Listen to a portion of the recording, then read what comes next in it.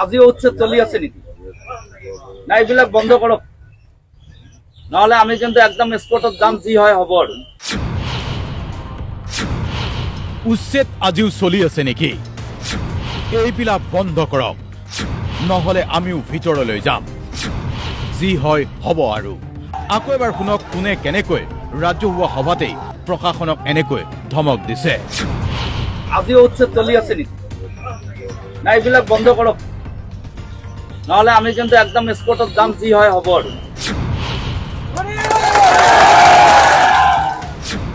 Phone কৰি উচ্ছেদত জড়িত প্ৰশাসনক ভাবুকি AIDFৰ। ধুবুৰীৰ AIDFৰ বিধায়ক নজৰুল হকে দিলে ভাবুকি প্ৰশাসনক, উচ্ছেদ এতিয়াই বন্ধ কৰক।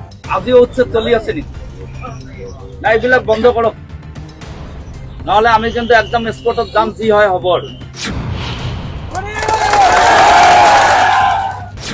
উচ্ছেদৰ তীব্ৰ বিৰোধিতাৰে ভাবুকি দিলে AIDFে।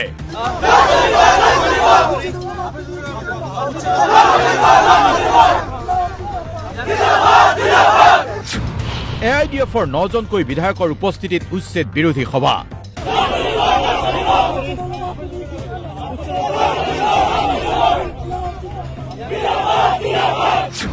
চৰকাৰ প্ৰশাসনক কঠোৰ সকিয়নি দিলে AIDFৰ ইগৰাকীৰ পিছত সিগৰাকী নেতা বিধায়কে।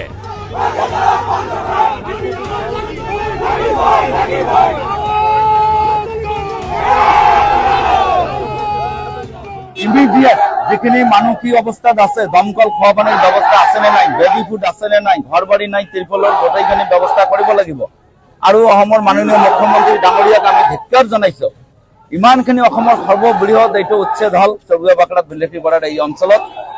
মই এতিয়া CDSক এই কথাখিনি কলত যদি আপোনালোক উপযুক্ত ব্যৱস্থা নকৰে আৰু ৰিচেণ্টলি উচ্ছেদ বন্ধ কৰক, যিমান দেৰিলৈকে পুনৰ সংস্থাপন নহয় তেতিয়ালৈকে উচ্ছেদ কৰিব নোৱাৰিব। আৰু যদি কৰে আমাক ফাঁকি দি প্ৰয়োজনে কালি আকৌ আহিম, তাৰ পিছদিনাও আহিম, ডেইলি আহিম। আন্দোলন ইমানে তীব্ৰ হ'ব,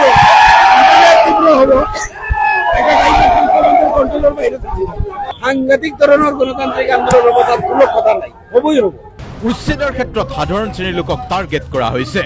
এই উচ্ছেদক অমানৱীয় আখ্যা দি AIDF এতিয়া জঁপিয়াই পৰিছে উচ্ছেদিতৰ কাষত, আৰু লগে লগে চৰকাৰ প্ৰশাসনক দিছে কঠোৰ সকিয়নি।